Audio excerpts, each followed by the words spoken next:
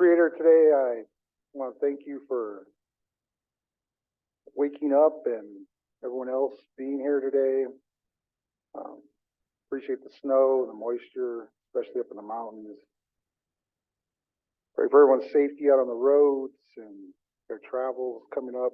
Pray for our colleague in DC this week that he can avoid all the crazies out there, all the newborns, all the people that are suffering from losses in their lives, and pray that we make good decisions here today and do what's best for the people. One much.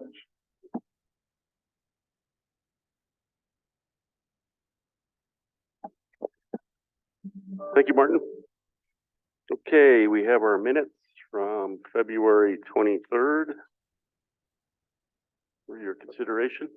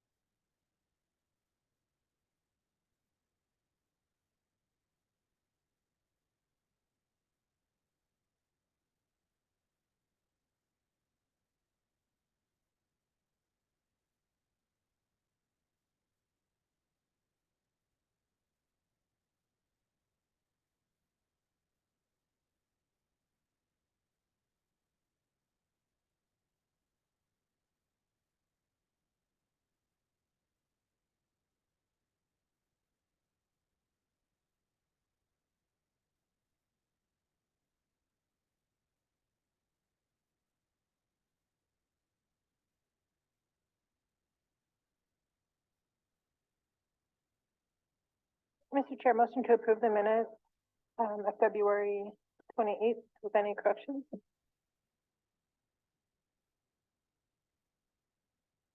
Motion by Ellie to approve the February 23rd Tribal Council minutes with any corrections.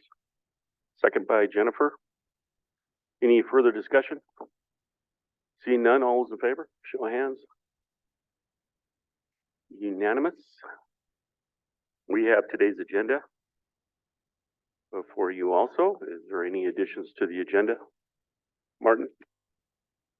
I'd like to just add a quick one and open, please. Okay.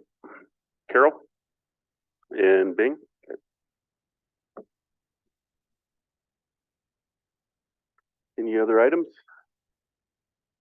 Okay, I just have one follow-up on the election committee. I'll put that in there too. So I would entertain a motion to approve today's agenda. Motion by Jimmy to approve today's agenda with additions, seconded by Martin. All those in favor, show of hands. Unanimous. Okay, go ahead, Martin. Thank you, Mr. Chair, Council. I just had a kind of more of a question, I guess, from a elder the other day. She was wanting to know if there's a possibility of putting solar panels on her home with ARPA funds. And I don't think we really talked a lot about that, but I just thought that would be actually kind of a smart thing to do if it's possible under the ARPA funding and the time constraints. So probably a question for the executive team, Greg and Rick. Thank you. Or Lipscomb or MVP. Yeah, we did. I think Mission Valley Power was going for a strengthening grant for resiliency for the electrical grid. Part of that could have been something like that, but I don't know if that's included in that proposal. But there could be some additional funding out there. We'll give that one to Rick. Sort out. Okay. Go ahead, Carol. Okay. I sent an email out last night regarding Sherwood Forest. Anybody see that? I was wondering if there's a possibility to get reimbursed for the propane that I purchased for him. And I did turn the pictures over to Patricia Hibbler, and hopefully they have a discussion on, maybe some thoughts on how we can deal with the situation down there. I mean, I know they'd appreciate something different. And, maybe we can figure out something to them for him. And he's lived like that for a long time. And it's just sad. That's how our members are living. And, his capacity, I don't even know what that is. And so there's reasons why he's where he's at. And anyway, I just wanted to mention that. And then I also wanted to talk about the powwow grounds and find out if we can develop maybe a council committee to get on the ball and get this done. I'm trying to figure out how this all got turned over to lands, which, I know that's an executive team decision, but I just think there's sorry to say, some incompetence there. And I just think it's wrong with all the damages now that we have to go back and recover hot water tanks, pipes, I mean, just down the line of all this stuff. And I just can't believe that to me, what it appears, and I'm going to say it appears that somebody couldn't get the job done that they were supposed to do, and now they want to push it off to somebody else. That's the way I'm seeing it. If somebody has an explanation on, I mean, I understand it. If Lands has to do it, they have to do it, but I don't think they have the capacity. Maybe they do, but I just didn't hear that yesterday. And I really want answers, because I just think this is wrong. I know that. And then to say that the committee has time to do some of this stuff, they don't have the capacity either. I mean, most of those people are elderly, and we just need to do something with the power grounds, because I even noticed the stands. I have a picture up right now that really need to be redone.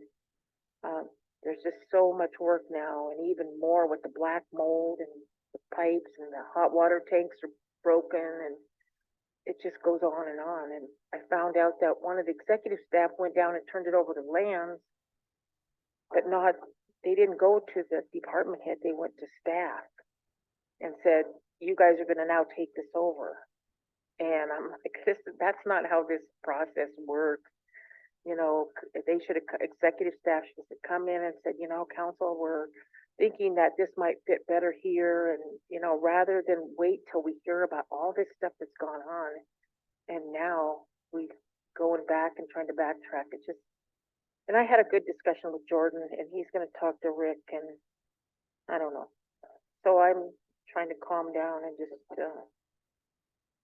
not be too upset. I know you and your family have put a lot of effort into things, and it just breaks my heart to think that here we are getting, what is it, 6 months from, or even less, to the powwow, and here we're back to like square one.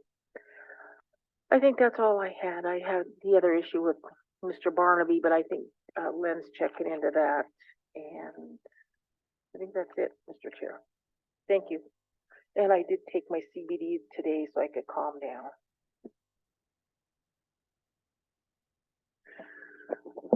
Thanks, Carol. Martin? So thanks for bringing that up, Carol. Yeah, I was on Lands Committee yesterday and heard all this, and I guess I'll talk vaguely because we're in open, but why do we keep giving the same, or why do we keep allowing the same department to not do their job? And at what point does accountability come into play? I mean, this was an epic failure. And it's like simple. It's like shut the water, like Carol said, shut the water off, open a couple valves and let the water out. Or do do that opposite. And then, you guys know how to weatherize. And how much is this going to cost? And, and at this point, it doesn't really matter who's to blame, but we got a powwow in July. And that's gonna come up quick, because if we can't even get contractors to do simple things like repair an elder's bathroom or something, I shudder to think about doing all that work. And why doesn't our maintenance crew do any work, like physically do work? Like, why can't they go and do some of this? I mean, you got the maintenance crews that come and clean and they get all this, but the higher ups drive around and do what? I mean, it's really disappointing. And I guess I'll probably ask to redact the name of the department I'm talking about, but come on, it's embarrassing. I'll quit there because we're behind. Thank you. But I didn't take my CBD gummies, so I might be a little irritable. I'll borrow some from her.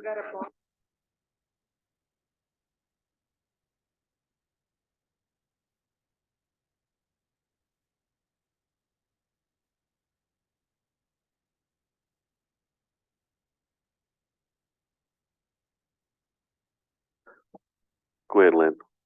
I'll let you chair the meeting while I'm trying to log in. Okay. All right, thank you, Mr. Chairman. Is there anybody else? Go ahead, Bing. Thank you, Mr. Chair. I won't continue with the power grounds because at the time I got with it, I get kind of frustrated and upset with the whole thing, so I won't say anything about it. But tonight they're having the solid waste meeting in St. Ignatius where at 6 o'clock. So I want to remind people if anybody's interested in going to it, it happened down there tonight at the community center. And then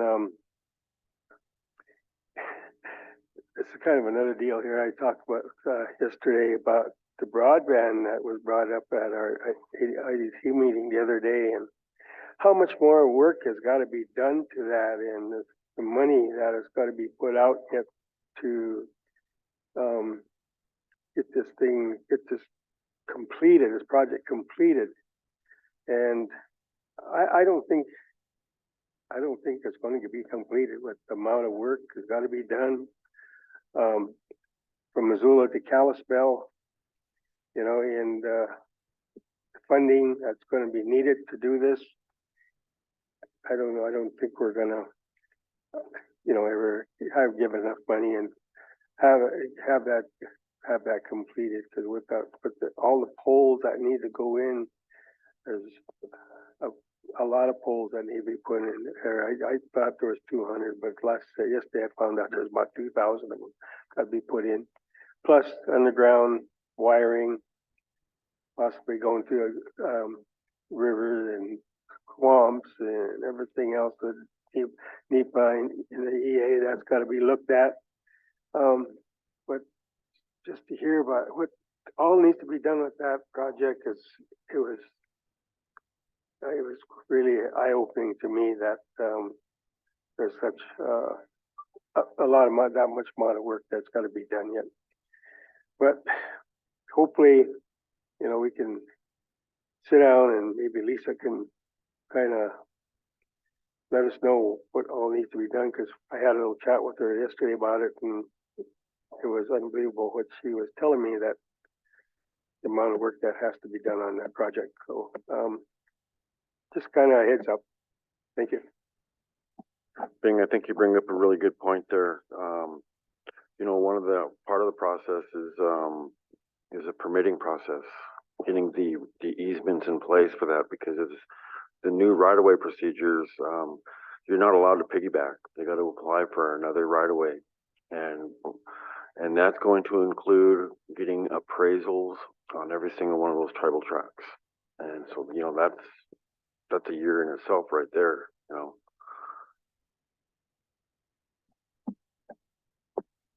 Just follow up on the right-of-way, please, Mr. Chair. They're not going to some of the companies are probably will let you in those right-of-way. You know, got BPA, you know, looking at that, you got to try to go through that. They won't probably give you a grant your right-of-way going through there. And railroad, you know, too, they might not let you go through there either, you know. So there's a lot of issue, like you stated, with the right-of-way situation that, gonna have to be looked into, so that's gonna be, a hell of an issue, clear my language, but a heck of an issue with that too. Thank you, Bing. Yeah, that was part of the problem with, you know, the federales wanting to make sure all the, environmental work wasn't there. That there was a lot more, work needed. I will say this, that the disappointing thing about the funding, the way that the project was written was, I never anticipated, because in my world, the way I look at to be resilient for climate change events and the ice storms and wind storms and all those things that are coming at us, is that I would go underground as much as possible on everything. And so you really don't see people hanging fiber optic on lines, and this proposal was mostly that. And that is very, very, very disappointing. So I'm not sure exactly what the authors of the grant were thinking in that regard, but that is disappointing to me. Yeah. Carol? You know, after I understand now who actually wrote the grant, you guys all know who wrote the grant? There's a combination of people at IT, our executive staff, and an individual that's a grant writer outside of the organization. And understanding that, I'm thinking at one point we thought that we had this all set up and approved and written to the way that it would work for us, and now we're realizing it's not even a complete funding for the whole process. You know, when I talked about turning it over to S&K Technologies at one time, and I don't know where that's at. I think right now we're bogging our staff down with this project, which I don't think it's a staff project. I think it's beyond that. I think it's something that needs to be turned over to a corporation to manage. And I think that by not doing so and finding exactly out, because I don't quite believe the people that are dealing with it have the capacity. And so it makes me nervous to say, yeah, I agree with you. I agree with that. I can't. And so I think we better think about this. And then if we need to, and Bing mentioned this morning, maybe we need to turn the money back so somebody else can complete their project. What are we going to do? Have all these poles or all these underground things, but then we can't do any more with it? I know there's a lot of funding out in this arena, so we'd have to apply for more funding, and that's possible. But I just don't think the staff that we have on it have the capacity prior to this or now. So that's where I'm at with it, and I hope that we could talk to maybe the corporation and see if they have it. What if they don't take it? Certainly, I don't think the tribe should be doing this. I mean, we have some smart people here, granted, but makes me nervous because this money will need to be paid back if we can't do what we promised in the grant.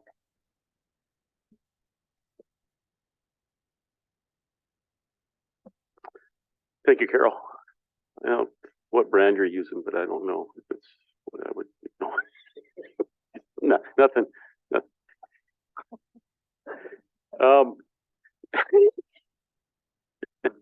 Yeah. So I think we need to have a good update with it with our staff. There is, I mean, the extension's there. I mean, this is all moving forward into the. Well, I mentioned the poles. Our whole utility is above ground. We very rarely go underground, and that's what I would like to see us move to. So they're hanging out a lot of it on our existing infrastructure that we already own through Mission Valley Power. So what's the big deal? Well, the big deal is long term. If you want resiliency, you go underground with all your utilities. You don't, yeah.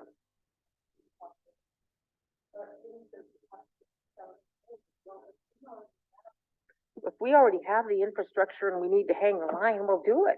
I mean, why make a big issue out of a? But well, it's using our existing system and then additionally new poles. Yeah. There's a lot, there's a lot of new poles, and within those new poles, there's some additional right of way that needs to be acquired. That both Mission Valley Power and the broadband would need, so, Mission Valley Power's everywhere. So You'd really, think- really, you'd we think. do have it. you'd think, but no, they're not everywhere. So they do have requests for additional right of way, and that there is some additional needs there. No problem, Carol. I'd like to address Carol's first subject matter. Is it a possibility that, the council can reimburse, Carol for her $39 in propane fees? Yep. Motion by Martin. Second by Ellie. Any further discussion? All those in favor? Unanimous? I would have polled everybody and done it that way, but I didn't have the time. so Yeah, I just sure, did no it problem. and used my credit card. Your second issue about setting up a committee, I think that's really worthwhile. I would love to entertain a motion to set up a committee for the powwow grounds, at least for Arlee, because we're facing a minor infrastructure rebuild. So I think it would be worthwhile to think about that and have a committee and rush on that and have something finalized by the end of the month in March. And then we can pursue. I know there are, just so you know, I mean, I mentioned a person's name yesterday that specializes in RV park sewer and water line hookups. And I've utilized him personally. And he would be someone that I would contract with, try to do sole source to go out there and whip that thing up and get all the new water lines in place. I probably could talk him into doing it. But there are some contractors. But also we can always, maybe hire another crew, show people how to do it, get out there with our own excavator and small backhoe and replace broken lines and put in new stuff. It's not rocket science. It's just a matter of having someone show a workforce how to do it. And then of course, if you're going to do electrical, you got to have a certified electrician to rubber stamp that stuff. So I think that's a good idea to have a subcommittee, because I'm going to say this again. If you leave a facility abandoned for 11 months out of the year, you're going to get what you're going to get. And you just don't leave a house abandoned. Stuff falls apart, doesn't get taken care of. You don't keep up with anything. If you want to have an outstanding facility, you need to use it a lot. You need to use it more frequently than once or twice a year. And so you need to have a caretaker, someone visit it nearly on a daily basis, and protect your investment. Otherwise, it gets vandalized. You could have the same thing happen with the vandalizing of a facility like that. And besides just simple neglect, it's a matter of being attentive to your facility. If you're not going to take care of it, then tear it down. I mean, that's exactly like what we're doing with the bathhouse. If you're not going to take care of the facility, remove it from the landscape, because it's just a liability. It's an eyesore. It makes us look bad. So we're going to have a nice, powwow facility on both ends, and we need to, have staff dedicated to that, or set up a system to do that. To rely on volunteers is another mistake. So, because there's always changeover with volunteers, and so it needs to be either, if it's going to help finance powwows, it needs to be part of our economic development. We need to look at ways that we can utilize that facility more than what it presently is. The windfall from fires is not something you can count on, but given the events that are ahead of us, I think, making that a community shelter spot and using some of the funding that we have right now to rebuild the facility so that we have, you could have a tent city out there in an emergency. You could have campers pull in there in an emergency, and it could be a community shelter for our people. You think about the Elmo fire that just happened this past summer. There you go. We were evacuating all of Elmo. Well, where were they going to go? That's where you need to have a good facility where you have good showers, good toilets, and a place where people can set up a camper if they need to and have a place to go to. So both those powwow facilities can provide that. And so I definitely want to utilize them for that. But wedding venues, family reunions, all those kind of things, when you have a great big outdoor pavilion, there is a market for that. There's a huge market for that. So anyway, just throwing that out there. So committee, Is there anybody want to make a motion? Carol? I'll make a motion that we establish a committee. Okay, motion by Martin, second by Carol for a powwow, early powwow committee, both. Call us, council committee for the powwow grounds Okay, for purpose. preservation of the powwow grounds committee. Make a statement. And we'll be on it, at least somebody will be down there watching it. We'll make it both, so it'd be both powwow grounds committee. Motion by Carol, second by Martin, or vice versa. Whatever way. Any further discussion? See none, all those in favor? Unanimous? Okay. All right, and then we can have Lisa come in and do a broadband update rather than the written updates. Okay. Oh yeah, who's on the committee? Volunteers?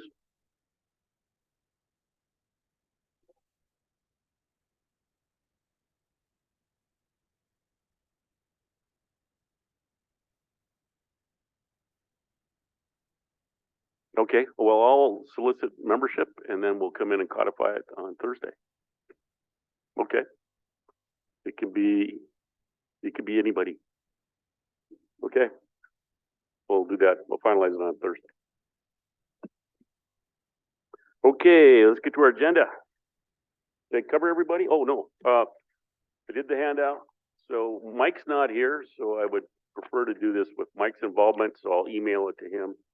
But those are the 7 alternatives that I came up with. And what I was thinking, of course, the staff that's always working on it would still be part of this. Our administrative staff that helps with the elections, and of course, all the on-site election judges are still part of that, but there's your basic oversight. And trying to keep it small. I think Ellie's comment having too many people is very relevant. So a small working committee. Of course, the minimum size, as the Constitution states, is 5 up for election council representatives. So you have different alternatives there to study, and there's another alternative you'd like, then let me know, and we can try to finalize it by again on the chairs meeting on Monday, and Mike will be back next week, so we can have a full discussion. Oh.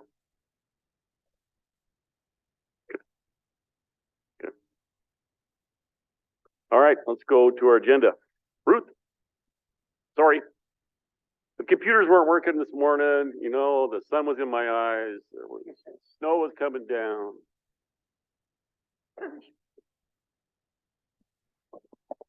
That's quick. That's what keeps the glitching. I thought I was late too. I was just kind of. So on page 2 of your packet, first request is procuring capital equipment for the water compact.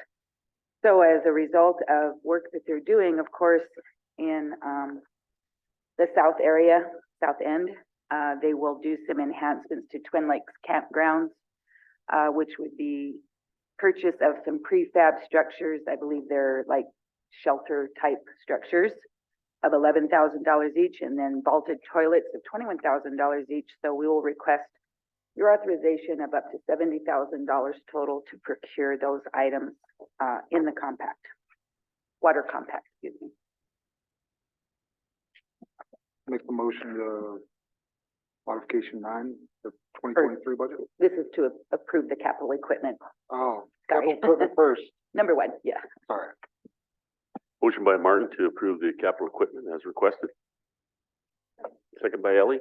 Any further discussion? Seeing none, all those in favor? Show of hands.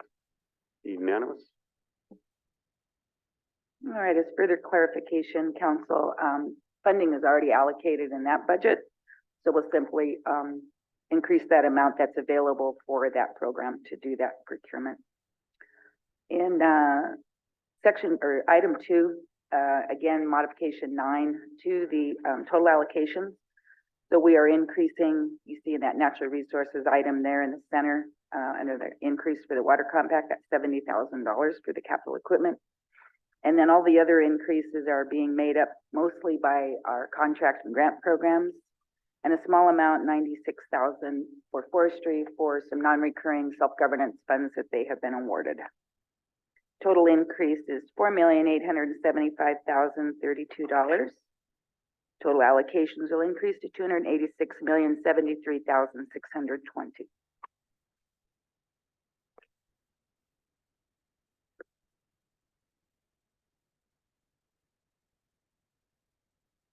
Motion by Martin to approve the resolution approving modification 9 to the fiscal year 2023 total budget allocations.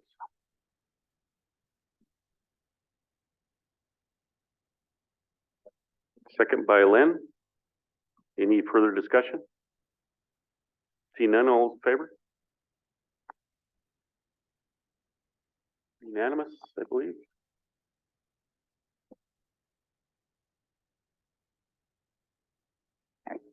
How much? Lemon?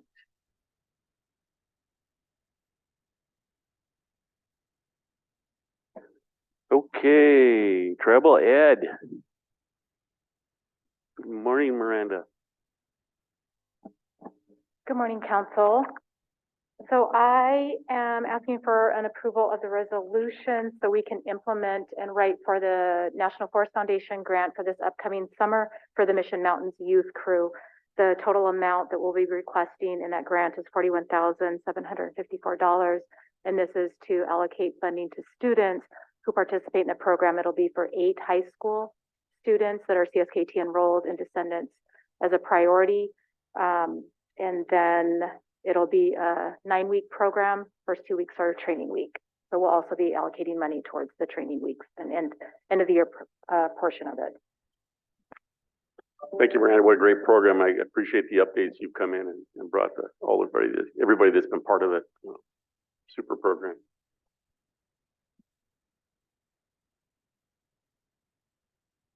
Motion by Martin to approve the resolution applying for the National Forest Foundation grant for the Mission Mountains Youth Group. Second by Len.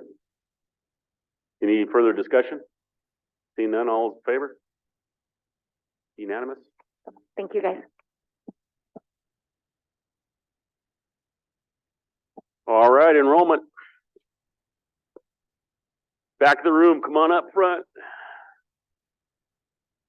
At least one committee volunteer. I don't know what she's saying about you, but, you know.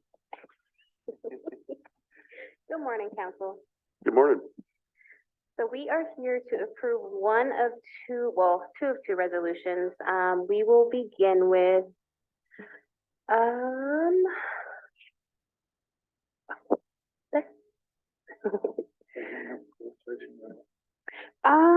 I don't believe so. We have numbers here for us, so we should be good. Thank you. So who are we starting with? Go down. Okay, so we will start with resolution of approval of DNA results for 890829. DNA was established within office that determined that number 15896 is the biological father, so we just need approval from tribal council to go forth and increase blood degree.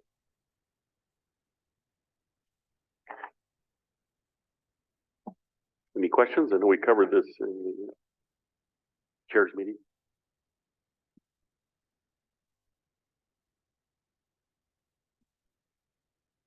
Motion by Martin. Thank you, Martin. Approving the resolution to approve the use of the DNA results for 890829 to increase blood quantum. Second by Ellie. Any further discussion? Seeing none, all those in favor? Show of hands. Unanimous?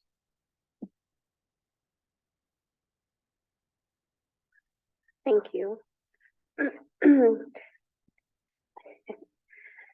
And we will move forward to Marcia May McDonald. She was eligible at birth and just submitted for enrollment. She is 77 years old. So anybody born before 1960 just needs council approval for enrollment.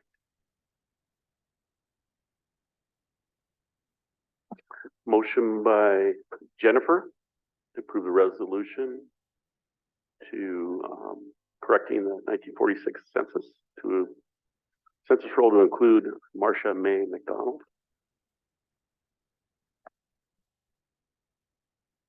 Second by Martin. Any further discussion? Seeing none, all's in favor, show of hands. Unanimous? Yeah, go ahead, Lynn. Thank you, Mr. Chairman, and I don't think I was part of this discussion when we were talking about this, but in the resolution, it says that she is not entitled to retroactive rights. Why was that determined? Just through anybody or any tribal member who has not been priorly enrolled, we don't do retroactive per capita, any of that stuff.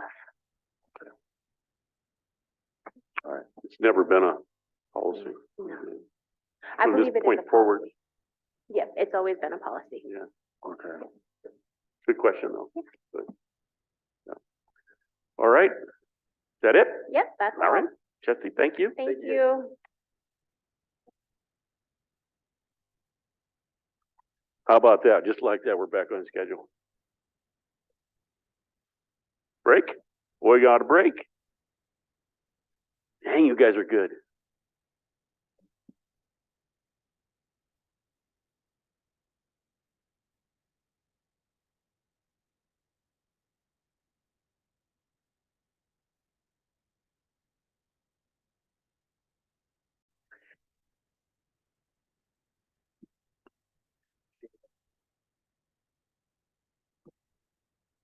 Good morning, council.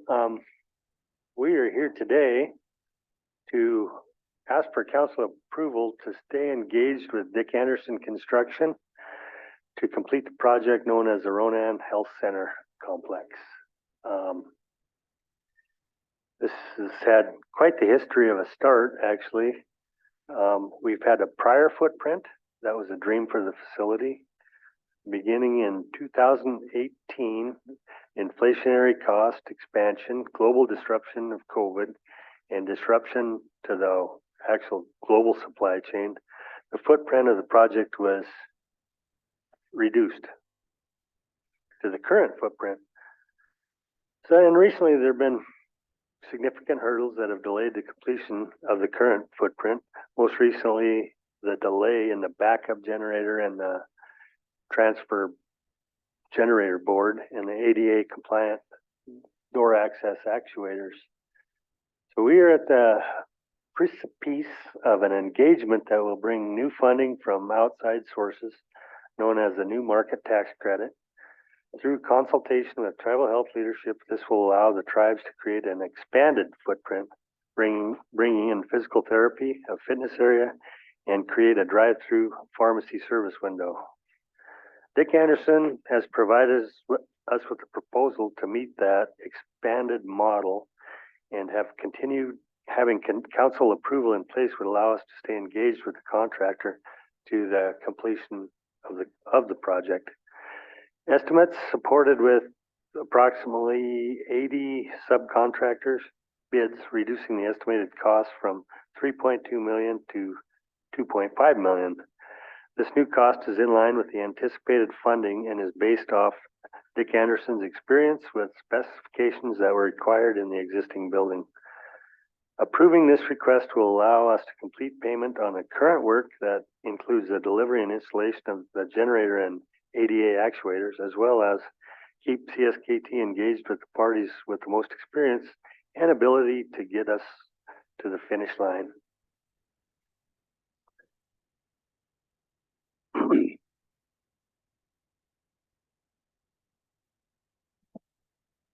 Any questions from council? Go ahead, Len. Thank you, Mr. Chairman and members of the council. I know one concern that I usually ask on these types of projects is, has he been in compliance with our Indian Preference Office? Has he been keeping tribal members employed? Yes, Dick Anderson has used our tribal preference office from the very beginning and continue to do so. When they were doing this pricing for the expanded version, they've gone through the tribal preference office also.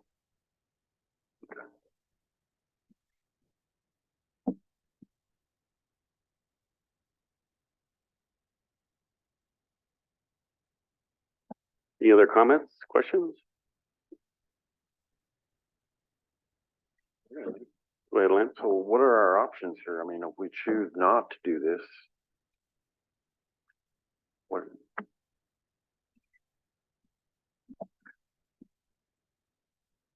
So there's a couple of, so I'll answer what I think is your exact question, and then I'll expand on the answer. If you choose not to do this, then there are expenses associated with Dick Anderson's completion of the project work up to date. We outlined that the generator was delayed in its arrival, which has been received and installed, as well as the ADA actuators still need to be received and installed. So if we decide not to go forward with this, pardon me, if you elect not to engage in this manner, then there'll be some loose ends that need to be tied up on the existing project. Secondly, considering not to continue with the engagement would, in essence, cause the new or expanded, the restored new footprint that includes the physical therapy and the exercise area. In essence, it would require that we begin anew with a new contractor that would have to begin the process of doing a new RFP. It would be a huge delay. It would start the project and process over at square one. So I'm at a disadvantage. Maybe Jimmy and Jennifer are also. We weren't privy to the original design or whatever you're talking about, the footprint. I've never seen a footprint of the building or even what's in it. I've just seen the funny roof from the outside that I would have never built. So I'm not exactly sure what you're talking about. Is this expansion inside the existing footprint, or are you adding more additional outside space, adding onto the building, or what? So I'll talk a little bit to the original footprint because I'm kind of new to it also, right? So when I think of the original footprint, I think about the master plan. And the master plan certainly brought much more to the property than just a health facility. Master plan certainly had a longhouse. It had a community space. It had plans for an apartment complex, low income, and then some housing and maybe some other things, because it's a pretty large space there. So it was really developing that community in that space. Along with the tribal health facility, it itself was a larger footprint that included a community kitchen, some community space in there, and then with the budget got condensed. So this allows us, and part of the takeaway was the pharmacy drive-through. So plans are to add to the west side. I'm thinking, what side is that? The west side of the building to add space for a fitness center in Ronan and also physical therapy. And so physical therapy that occurs in Polson would move to that space because the Polson space is running out of space right now. Physical therapy has moved into the training room. But then physical therapy would exist in Ronan in a space that was developed for physical therapy specifically. So that's the plan of what we're asking for. So you have a conceptual design of this added square footage to the building? Correct. Can we see it? Absolutely. Okay. Carol? Really, really excited that this is going on. In fact, I want to let council know I'm the one that directed this to be done. and I left you guys out of this. No, I'm teasing. But I heard it kind of like you guys are hearing it. Somebody mentioned it and talked about the fitness center. I thought that'd be cool. I didn't know we were to this point. I mean, it seems like they would have brought the conceptual, it seems like you guys would have brought the conceptual design in so we could see it and kind of have an approval. So we know what's going on. But I appreciate the work that's being done. I just don't know quite what you're asking about Anderson. Are they good? Are they doing the job? And so that would be the recommendation I would make, is that we're seeing, you know, good stuff out of Anderson Construction, and we'd like to continue on with this other project.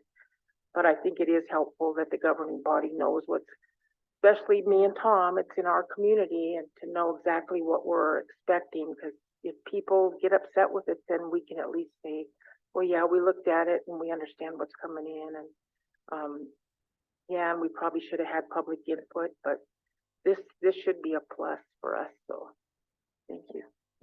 I appreciate that, and certainly apologize if we missed the boat in bringing things forward.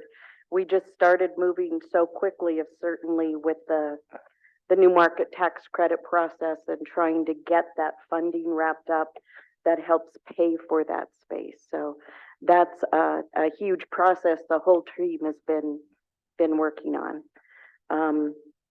And we'll make sure that we get that master plan in front of you, and bring the new council members on board. Lisa and I and Greg have been kind of working on a history piece with Ronan and really looking at when did all this begin in conversation, and it really began quite a while ago. Lisa, you might, I'm not remembering off the top of my head, but the master plan for that space was developed quite a while ago, and Councilman Langford, you were really part of that whole spearhead of idea of bringing this to Ronan. Yeah, I don't, I'm familiar with the Fangs Root property and the conceptual thing of different buildings that might go in there. I've just never seen the design of the health building itself, and what you're talking about is how it all goes in there. I understand completely the Anderson contract and how that's a more efficient way to do business, and the new market tax credit stuff is great. I just wondered what the building was going to look like, because I already don't like the way the building looks. So that's my problem. Is there going to be another insult on top of my already perceived insult? So that's what I would like to see. So, Martin? Will there be any kind of like aquatic therapy options? Like even I know they have mobile pools, you don't actually have to put the pool in, but I know that was discussed by the physical therapy staff a couple years ago as well, of that being a possibility to do that instead of using current or whatever aquatic center. Thank you, Martin. That's a great comment. Pool therapy. Yeah, I think that's a great question. So we've gotten some information on aquatic therapy. It just does not fit into the budget in this next phase, but something that we begin to seek funding for and see if we can add it at a later date. Again, the space allows for a lot of growth into the future. But that's a $750,000 plus, depending on what that structure looks like and bringing that in. There is a whirlpool area, kind of like a tub that they'll be able to utilize. And then there's also some rooms where they can have the electrode therapy, kind of the privacy sessions, to have some of those more thorough workings instead of just here's the ball and the ropes and all the weights and stuff. So they do have some areas. There's 3 treatment areas that they can utilize to kind of get some more specialized treatment. It brings some capabilities they do not have now. Carol? Can somebody tell me how the roof design, I think specifically, I told the architects, I don't want a chicken coop.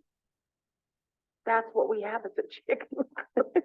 So how did that change? Cause, you know, I didn't even realize that when it come together, it comes like a V. Isn't that gonna create some huge water problems? Typically it does, yeah. Wow. Unless you get an architect that really sells you on something. So I don't know how that came about, but I think, John, you probably remember me saying that, because I've made that comment on a number of different, buildings. Yeah, I remember that, and, I opposed it strongly, just as you did. That, but we're paying for it. Excuse me? But we're paying for it, so how did myself and others opposing it now become reality? I mean, I'm just trying to find out how that happened, so in the future I can say, no, we've just approved this isn't gonna change, and if it changes, it needs to come back in here. Especially a major change like the water damage that can happen to that building now. Yeah, I don't know how it became, how it came to fruition that who decided on that? Alls I know is I didn't, and I didn't oppose it. I know you didn't. I know the architects at the time the whole process, when I was brought into it, they had already had the floor plans drawn up, and I thought we were just going into the process to determine our RFP for the architects, an RFQ, but apparently it had been beyond that point already, and they come in with the floor plans. They did come back with different roof plans, but they were basically the same, and I questioned them rigorously about the roof at Bridgewater and Polson and what it costs, and they just weren't listening. I know a lot of architects like to have their own footprint, as far as we went through that with the Head Starts before also. I just know that they do, and I don't know where they got the approval, or, yeah, we should. I'm showing that in the tribal council minutes for December 4th of 2018, there was a motion by Shelley Fiant to adopt the recommendation of the planning committee and MMW architects to authorize the advertisement of the general contractor and construction manager after negotiations are finalized. So I'm thinking it must have been the planning committee and MMW that brought that plan forward for that approval.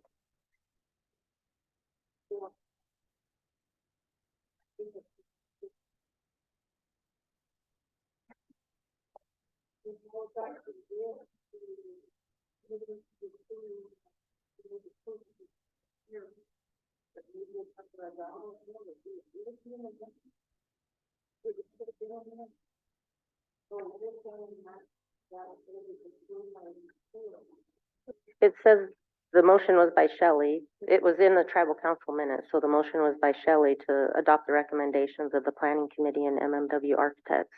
And that's where the authorization to advertise and Dick Anderson came on board based on that. Well, they didn't come on board. The advertisement went out to solicit construction off of that. Do we have a copy of the plans with the minutes so we could see what we approved? I'm not sure. I just pulled the minutes up, so I'm not sure. Yeah, too late now.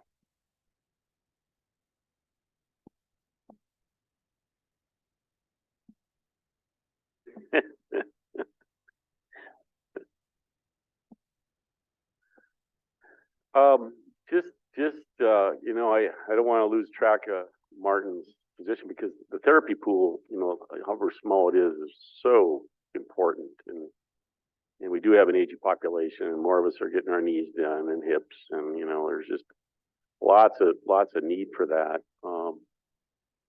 I guess, when you think about your conceptual design, and there's room to add on, you know, and if there's more funding available through new market tax credits or whatever, you know, is it easy to go ahead and plan for that right now in this part of it, even though it may not be built in this next phase, but know where it's going to go. how it's going to be connected into the structure. Right, and with our discussions, we did talk about the overall complex plan and having the community center. And so we did make contingencies in this plan that should there have that need and we build it where it was originally intended, we have the capability of having this section modified to extra treatment center, extra offices, what have you, so that that can be done somewhere else and we don't lose value in the space because we put those contingencies in. So it can be modified with the plan that it has now to accommodate. Patty had talked about maybe bringing in some behavioral health or social service programs that could potentially use the fitness side, and we could move to where the gym would be, potentially have some of those things. But yeah, we've tried to plan ahead so that we're not just stuck with the facility as it is and not be able to move forward. Your items you're working on right now, though, are going to be added to the existing building. Yes. Right. So Yes. it's attached to you're expanding the footprint of that building. Yes. Would a therapy pool be able to be done the same way to that existing building? Potentially, we would have to talk with the engineers and the architects and make sure that it can still flow out. Or if we can Seems to be, I move, mean, your tough thing is the inverted roofs. As long as you're going either to the west or the east, you should be able to go until you run into the Right. road or and that's where Ronan we're School building or off whatever. the existing roof right now. So that it's just has one pitch, that it's not doing like Carol had said. I think I mentioned, Patty, when I went to the pharmacy the other day, and I became the Tom McDonald. There was quite a discussion about drive-up window. So just so you know, if you build a drive-up window, you're going to be facing a pharmacy work group that's totally opposed to that. So it's not customer-based, it's employee-based needs. And not saying that's right or wrong, but my opinion is customer comes first. But anyway, just want to make sure.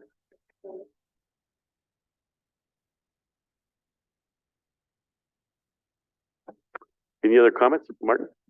Oh, there aren't many pharmacies that don't have a drive-up anymore. That was part of my debate at the pharmacy window on Friday at 5 o'clock. So yeah. Go ahead, Bing. Thank you, Mr. Chair. John, how many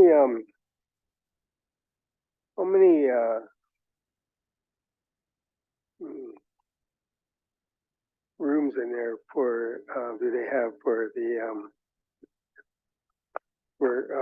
seeing patients and whatnot in there? How many rooms do they have in that space right now?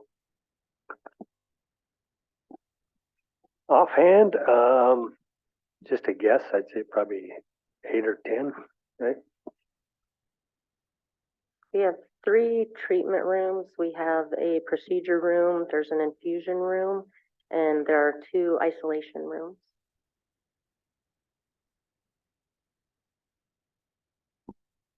With negative air pressure for pandemics or whatever.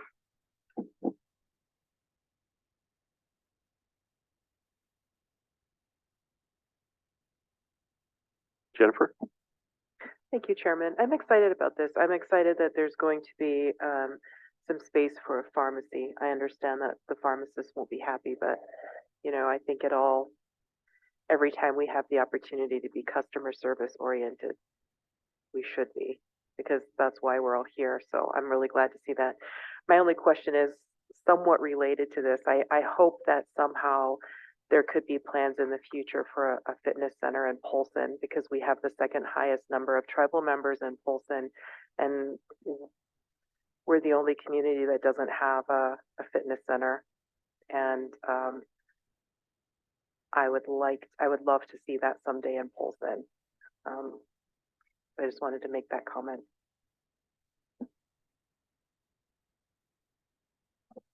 Any other questions? What particular action do you need from us?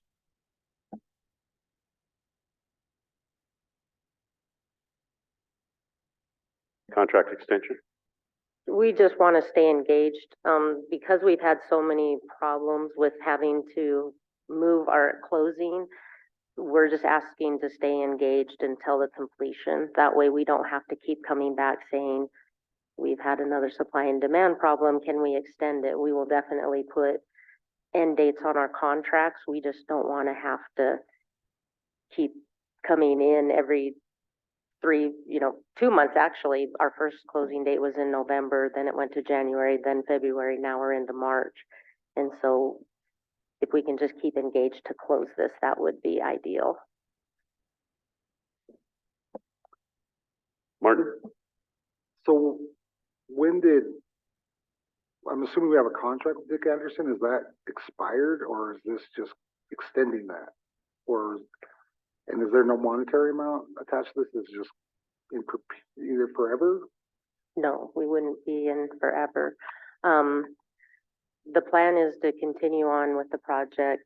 When we come in with the new tax credits, we actually will plan to transfer the contract to that organization so that they'll be taking care of the addition through the new tax credit.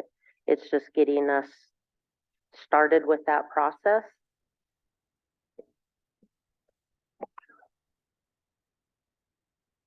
Go ahead, Carol. Was this vetted through our executive? Is he aware of it? Yes. We're actually putting together right now a presentation to explain that whole process for council. We've got a whole presentation to explain the new tax credit infrastructure and all the different steps that are being taken from start to finish, from the start of this project to the completion of the addition. Okay, I just wanted to make sure he's fully aware of the project.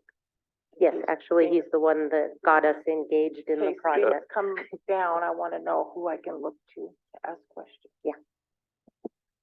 Yeah, Rick gave a pretty thorough presentation on the new market tax credits and how we could expand this particular facility. Yeah. Have you? Well, good. Okay. Greg, do you have something? There are two existing relationships with Dick Anderson Construction. One is an overarching design, and the second is the actual construction contract.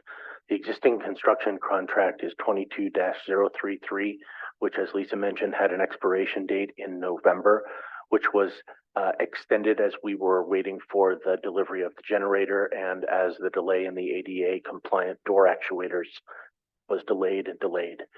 So what we're asking for is the specific approval to stay engaged with Dick Anderson through the completion of this Ronan Health Center complex. This would have no relationship outside of any other relationship that we have with Dick Anderson on any other project. It would just be Ronan Health Center specific so that we could get through this next phase where we're engaging with the new markets tax credit to get to this renewed or additive service model footprint. Thank you, Greg. So it's limited to the health clinic facility, not any potential new building, whether it's a community center or longhouse or apartment complex or whatever. Okay. That's correct. Your expectation would be that any new projects beyond just this Ronan Healthcare Center would come to you in the formal start from scratch, square one process. I can't wait for the building to open up, actually. I mean, yeah. Be a good improvement for service to the membership. Yep. I'll probably do a motion on it. Motion by Ellie to stay engaged with Dick Anderson until the completion of the Ronan Health Clinic facility. That sound right? Yes. Second by Jennifer. Any further discussion? Seeing none, all in favor? Show of hands. Unanimous? Chairman, we would like to give you the opportunity to get into the building as soon as we can get it on your schedule. We do know as pharmacy begins to move things in and get their space in place, they are going to have a couple of special rooms where they can build compounds and different things that people won't be able to enter once they get that set up. And thus we recommend that you get a tour as soon as possible. The furniture won't be in, but you can really get a sense of what the building looks like and what's going to happen in there. So we can work with Jen to set up a schedule for you if you'd like. That'd be great. In the interim of that, I would appreciate just a design floor plan and with the conceptual of what you're adding on. That would be great. Thank you.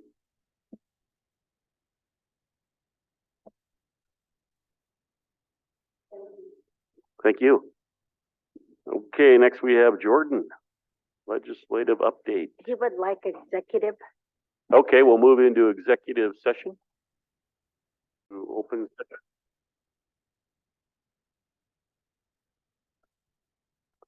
We have before us the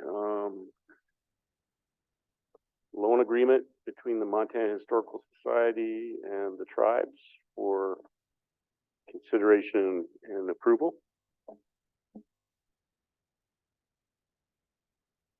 Motion by Martin to approve the loan agreement with Montana Historical Society.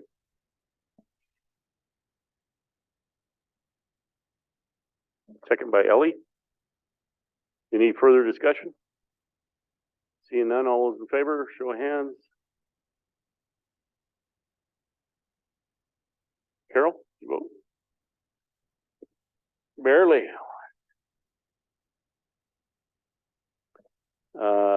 Unanimous. Jimmy's out of the room. Thank you, Mr. Chairman, Council. Appreciate your time. Thank you, Dan. Thank you, John. Thank you.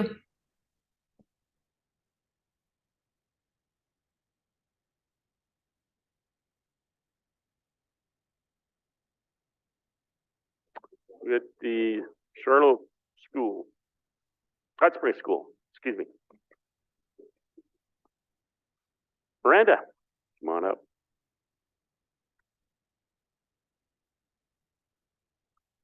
And Mike Dolson happens to be gone. Darn it. I was thinking the same thing this morning when I was down here.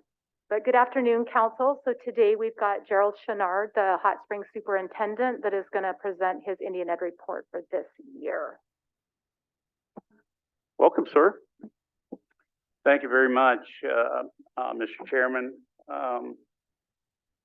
Again, I'm Gerald Chenard.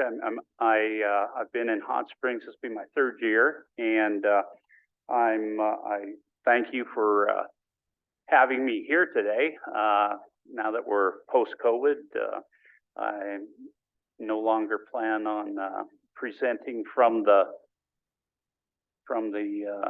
office and over Zoom, and I'll continue to hopefully get back here to update you and have some more conversations as we move forward. I believe we're on page 52 of the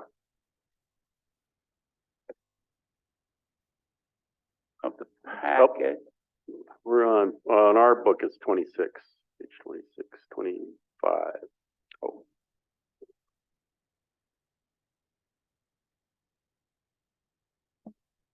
Sorry, guys, I struggle. I think we are 52. I think you have last year's report as well within this that I went through with you last. Yeah, the document actually starts with last year's report, so I believe it is on page 52 will be this year's report. I'm trying to get there, sorry.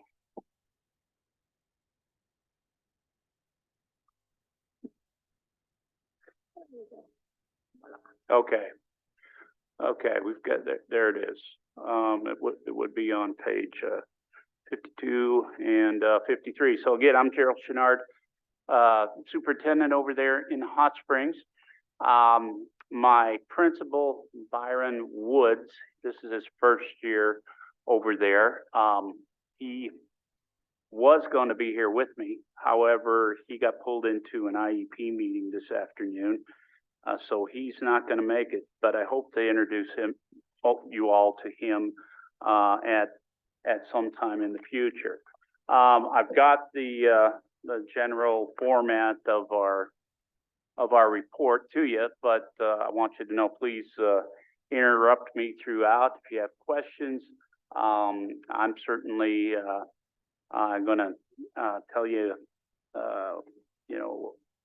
areas that I think we need to be working on moving forward, and we'll be asking you for any type of resources or guidance on as we move forward. So I'll break throughout as well. But I'll go ahead and just get started on things. First of all, our school makeup at this point in time, we've got one American Indian teaching staff member on staff, and she is a descendant. She is not a tribal member. Neither administrators are American Indian, but we both administrators have. I've worked in Native communities for the last. I'm going on my 9th year. I came from Lame Deer.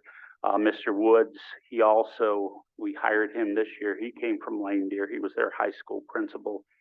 And we got him this year, and he had been there for 12 years as well. So we both have quite a bit of experience working in Native communities. We've got 2 of our classified staff that are American Indian staff, and at this point in time, we've gone down from about 19 to 14 this year, which is 8.5% of our student population of 165. That's come down about 30 kids as well over the last couple of years.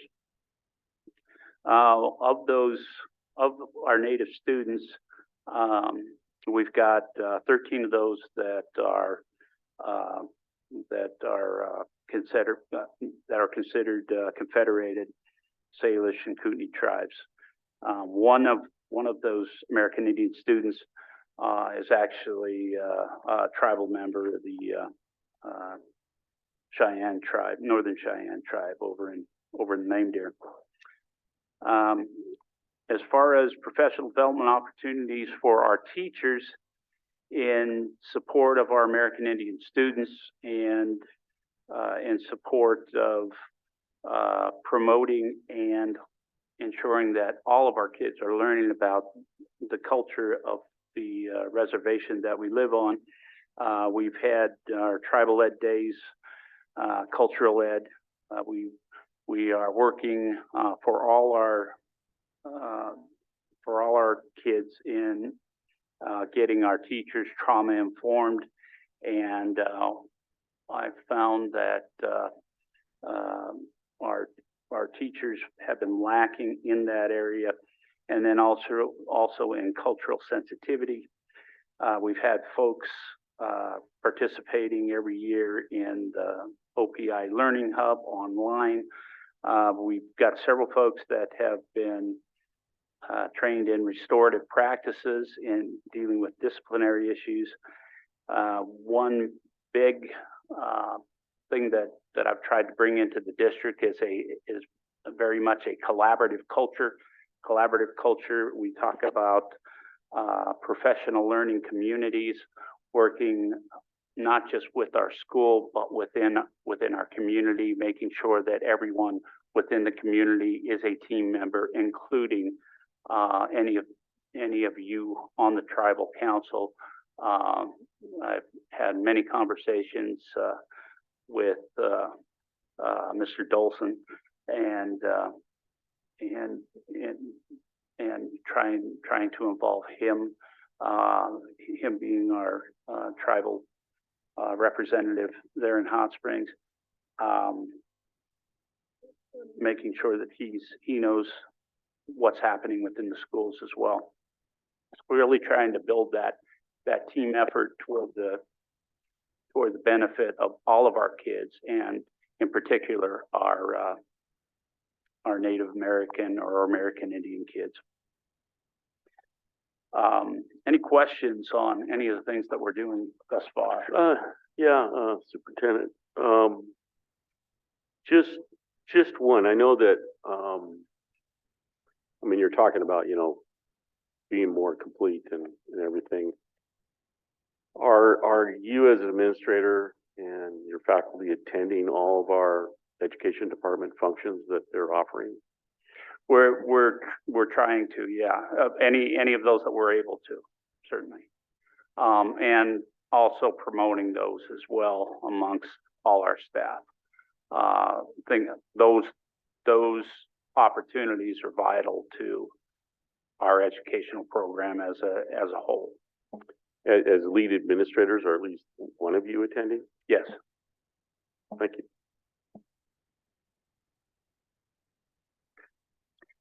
Okay, we off to the next slide.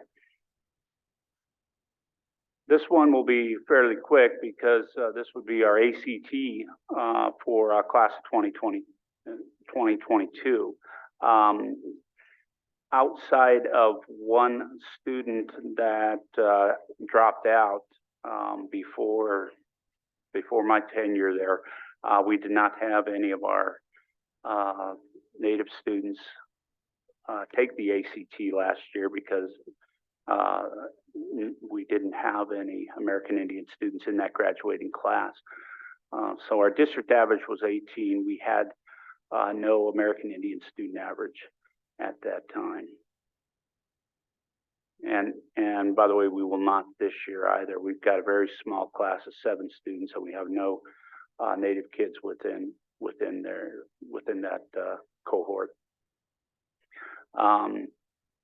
So again, I just had a graph there, 18 and 0 because none took it. The next slide is our student proficiency on our Smarter Balance or SBAC testing that we do up through the sophomore year in schools. And our SBAC, a majority of our kids, our Native kids, are in the elementary. So they won't take that until they hit 4th grade. So we've got a fairly low percentage of kids, or fairly low number of kids, about 6 kids that fall into this category. 31.3, our percentage of kids that are at proficiency, can we push this up just a little bit? In math, at this point in time, are 31.34% of our entire student population, and those that are American Indian students, 0 of those fall into that category. So they would be those that are not meeting proficiency. That being said, since I put this together or in December of this year, every one of those kids have met their growth targets. So although they may not be proficient at this point in time, they are making significant growth. Same thing in reading. Yeah, one of them's reading, the other's math. The fonts didn't come across real well. You can probably see it better on this one.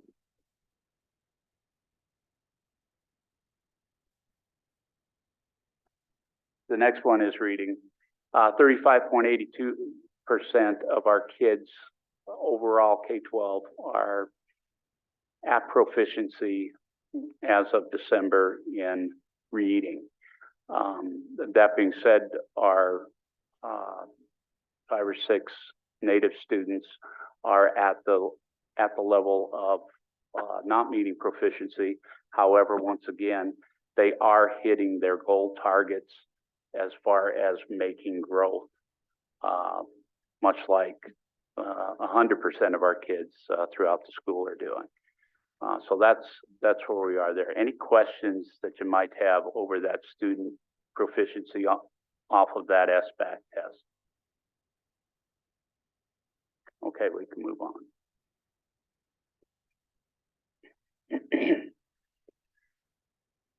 Okay, our graduation rate, a four-year cohort for our class of 2022. Our American Indian student rate was not applicable because we didn't graduate any of our Native American students at that graduation. The district student rate was 93.33%.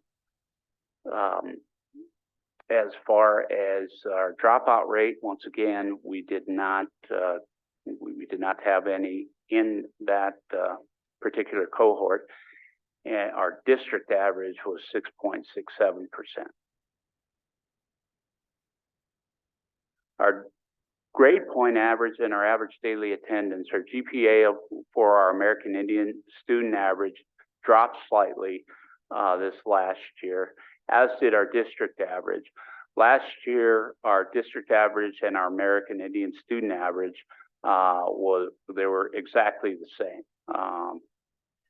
This year, both of them dropped slightly, and our American Indian student average, it dropped a little bit lower than our district average.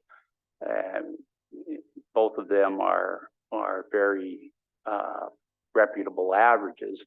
Our American Indian average, student average was 3.025, and our district average was 3.205. And our daily attendance rate, once again, was just slightly lower with our American Indian student population at 89.07%, whereas our district average was 90.43%. You could ask one question on your previous slide. Yep. On the cohort groups. In the earlier grades, is there Native American representation in every grade level? No, there's not. So it could be that cohort of 2022 never had a Native American student in it? Correct.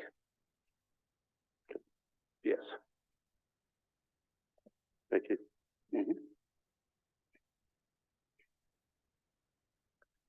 Okay, activity participation and discipline data.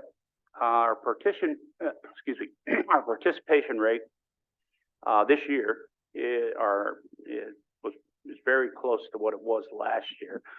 Our American Indian student average, 9 of our 14 students are participating in some level of activity, whether it be sports or FFA. We also have an organization of our students, kind of the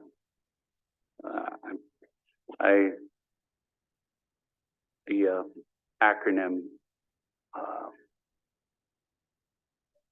I can't quite think of it right now, but it's dealing with our students that are in teen living, and they go out to competitions, cooking, and that type of thing. And we've got very active participation in that as well. Our district average is 92 of 165, so 56%, so slightly lower than our American Indian student average as far as cohorts are concerned. Discipline data, 45 total incidents in 22-23 as of January. American Indian students were involved in 2 of them, neither of which were suspensions. We had those identified, and all students were involved in 43 or 45, or non-AI students, non-American Indian students were involved in 43 or 45. So those non-native students were involved in 95.6% of those disciplinary situations.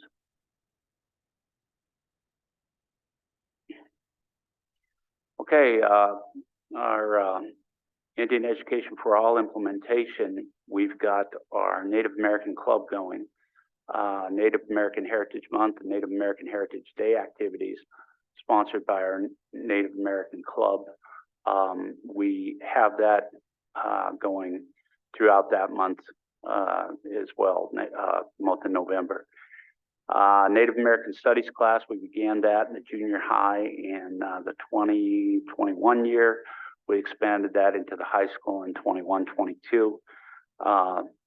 Students travel through seasonal roundup activities as they learn about cultures, customs, and civilizations of Native Americans in general, and the Native American tribes of the reservation we live on in particular. Moving forward, we have begun a resurgence of our JOM IEC this year. Our Indian Education Committee began meeting late fall, early winter. We're continuing to meet, and in doing so,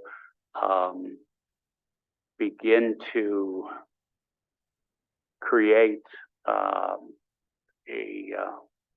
real cultural presence reflective of the reservation that we live on within our school. And it's a work in progress, but it's really nice to see the participation in some of our families that I hadn't seen before since I've gotten over to Hot Springs. Again, work in progress, and I'd like to keep you updated on that as we go. I'd like to see continued communication between the tribe and the school. I think we at the school need to involve the community, both our native community there and non-native community, into embracing the culture here within the boundaries of the reservation, and promoting that culture within the school district. So I'd like to see more cultural activities at the school. We are planning with the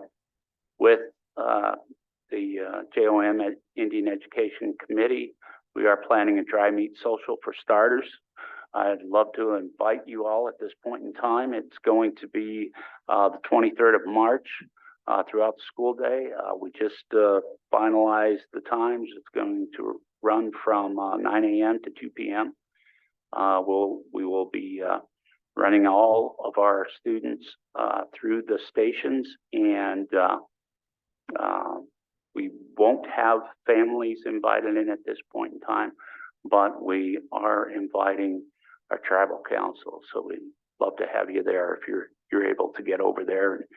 And I'd love Gerald, to, would you say that date again? 23rd of March. 23rd of March. And that's partnering with our Project Aware at the Tribal Ed. Yes, I'm sorry.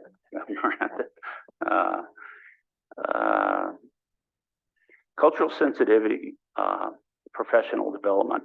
And I'm not saying that folks are culturally insensitive over there.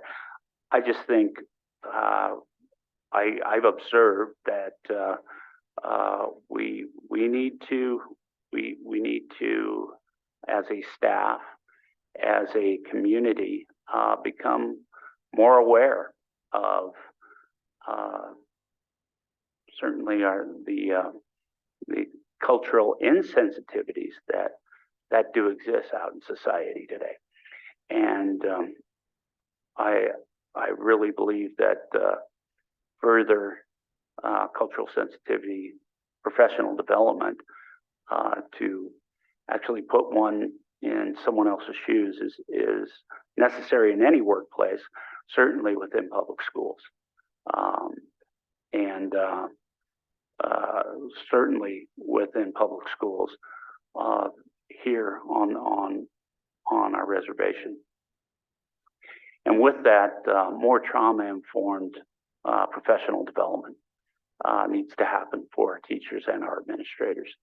And then again, ensuring that we've got a majority of our folks, if not everyone, taking advantage of the opportunities that tribal ed has presented to us.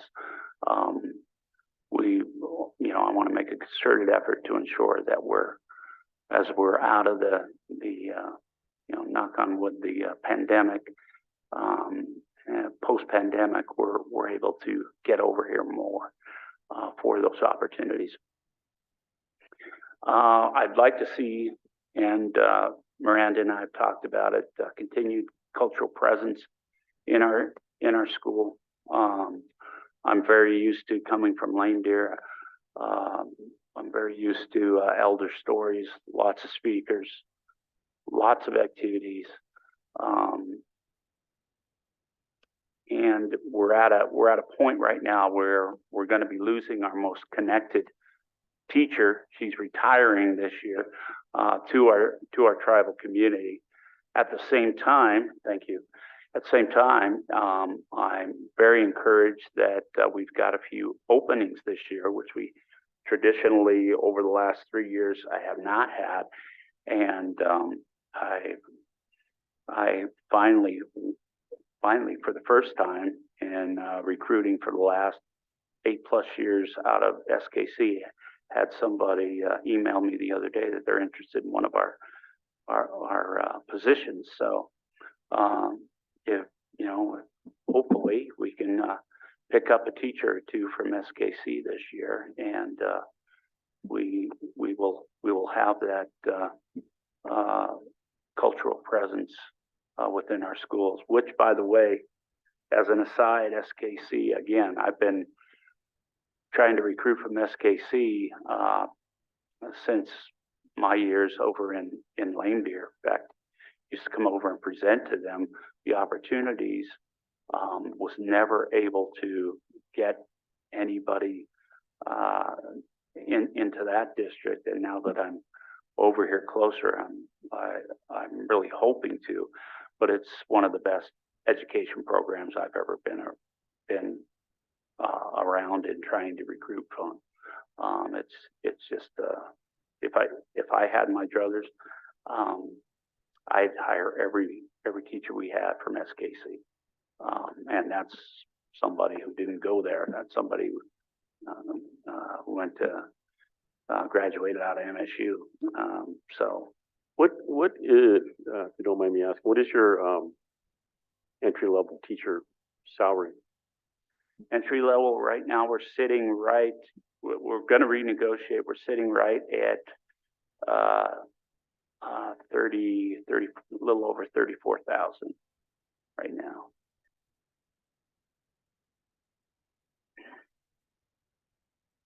But we will be renegotiating this spring. That being said, we're also going to be running a levy, and in an area that, truth be told, it's difficult to run a levy.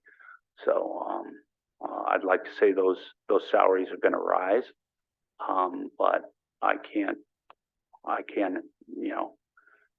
guarantee that at this point in time.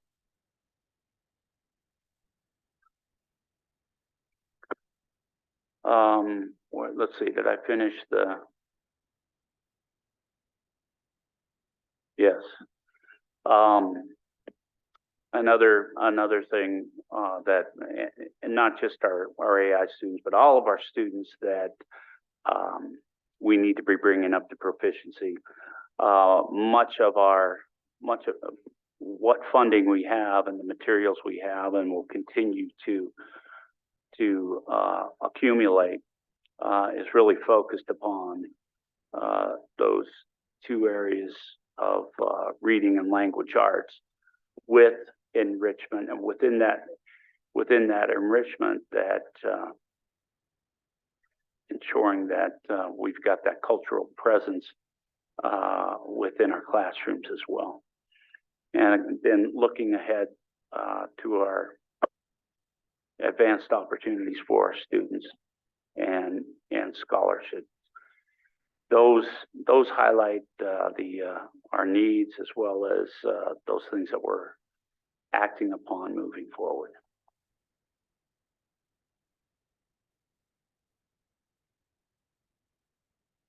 At that, any further questions that you might have? I know Miranda and I talked about a few things and we got into conversation. Is there anything that you'd like me to add, Miranda, that we talked about out front? I think some of the nice things that we're seeing, and not that it hasn't happened before, but I think with Gerald, he's contacted our office, and that's why our Project Aware is now going to get involved and to incorporate. And again, we're starting with students engaging in the cultural enrichment and things like that. So that's why we're going to be doing the Dry Meat Social with different activities with our staff, but we will extend that into the community with parents and different community events. Currently, right now, Hot Springs is not one of our Project Aware schools, but as the years go on, I think we're expanding and pulling on different schools, but Hot Springs definitely is going to be one we're looking at. And as you mentioned in the slide, I haven't been out there in a couple of years for higher ed visits because they haven't had CSKT members graduate. And I think within maybe the next year or two, I'll see one coming up. So, yeah, we've got one coming up. Gerald, do you know if any of your Native American students have participated in Upward Bound? I don't have any at this point in time that are participating in them, and for no other reason that we just have not. It was not going before, and we hadn't gotten it going yet. There's another program that I would like to get going within the district, and that is Gear Up. Well, I had it going over in Lame Deer, and the director of that program, she turned it into a very lucrative program. In fact, she got an award as having the best Gear Up program in the state, gearing up for college. And I was fortunate enough to have, I'm thinking, landed with a new principal, landed that director as well to get that going, because that ends up, that's the principal's wife. Yeah, but she's still working for the tribe over there, but I'm hoping to get her swooped up and get that program going, as this is a year that they've got to open that program up as well, and really target that program in particular for our Native students. Any questions or comments? Terry? And then Carol is a former Thank Hot you, Springs Mr. person. Chairman. How is housing, like rentals and stuff, to recruit teachers and stuff? That is a challenge. That is a challenge at this time. Of course, like everywhere around northwestern Montana, whether you're in Lake County, Sanders County, Flathead County, the housing prices are through the roof, inflated. The rentals, although they're not quite as inflated, there's just very little rental space around, and we're looking into possible teacherages or housing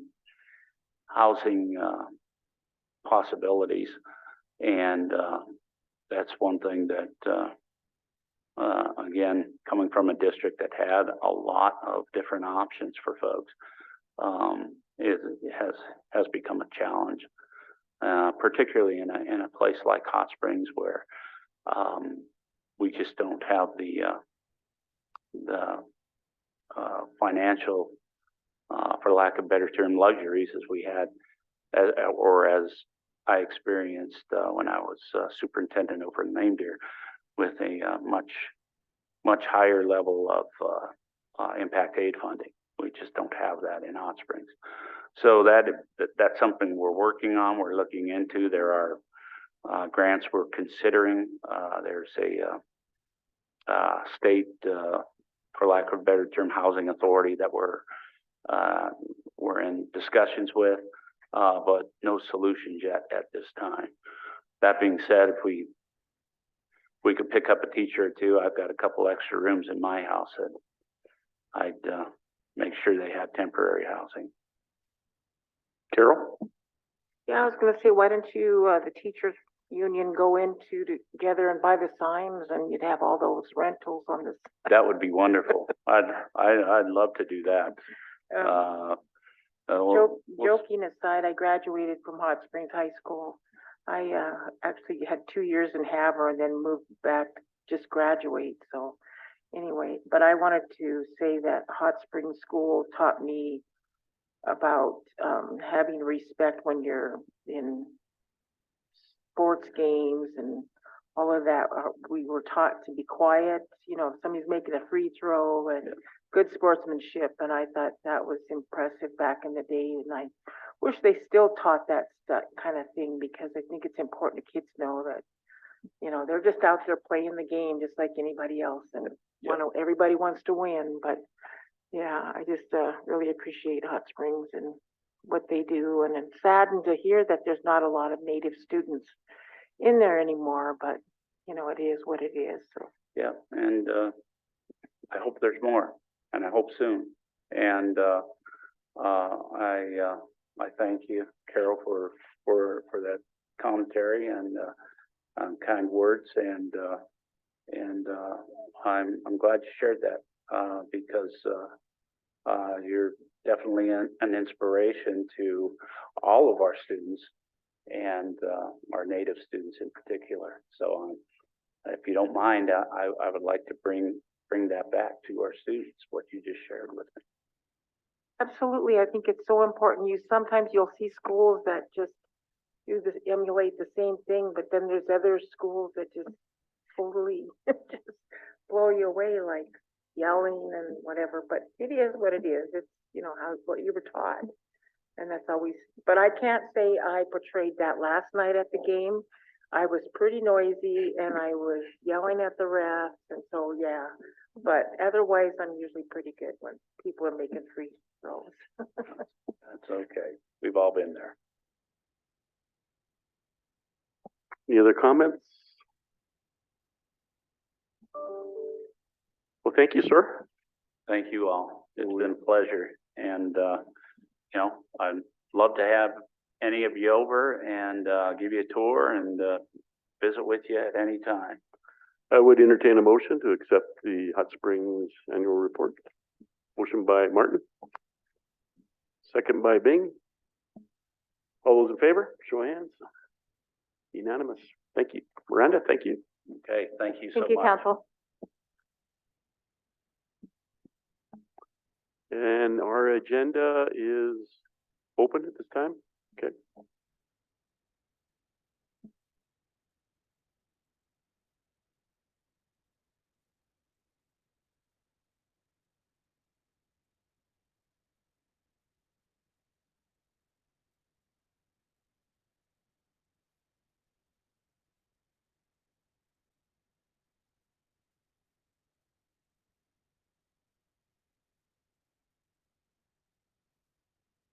Okay. We will, what am I gonna say? Tomorrow? Yes, go ahead. Tomorrow is the first Wednesday of the month, which means it is the Salish Kalispell Elders Committee. You are all invited in person, the Longhouse, 9 to when it ends. 9 or 10? I don't know, 10, show up at 9, visit with Stephen.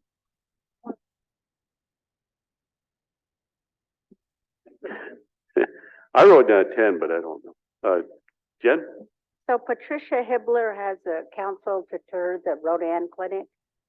She has Thursday at the very end of the day, or Monday after council chairman's, or following Thursday, if there's no council. But those are her 3 options to ask you guys if you guys wanted to go in there and see that. So this coming Thursday at the end of, after you Well, I guys think are finished. Carol will be traveling next week. I don't know. Is that right? Oh. So what about Monday?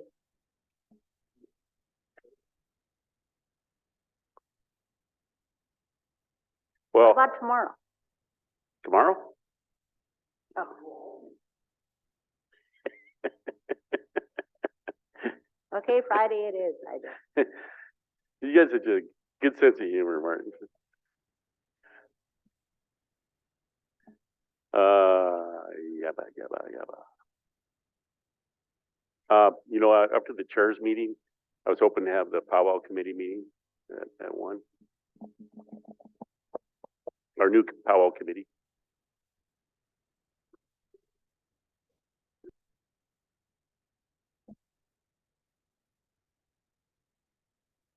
So you want powwow committee at 1?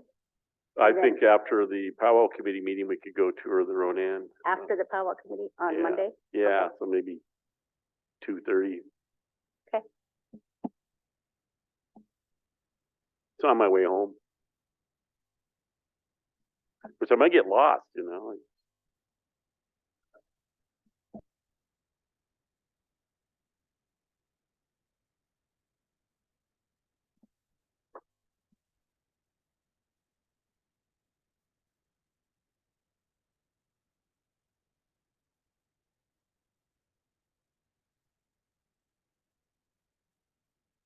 I'm not. I'm tired of covering everybody's damn garbage bill in my own pocket.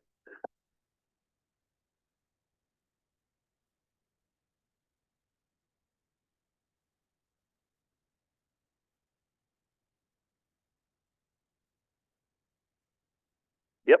Motion to adjourn. We will adjourn. Sadie just said 9 to noon for SQCC. 9 o'clock tomorrow, okay? Salish Clespe Elders meeting tomorrow. Yep. In person. 4? Okay.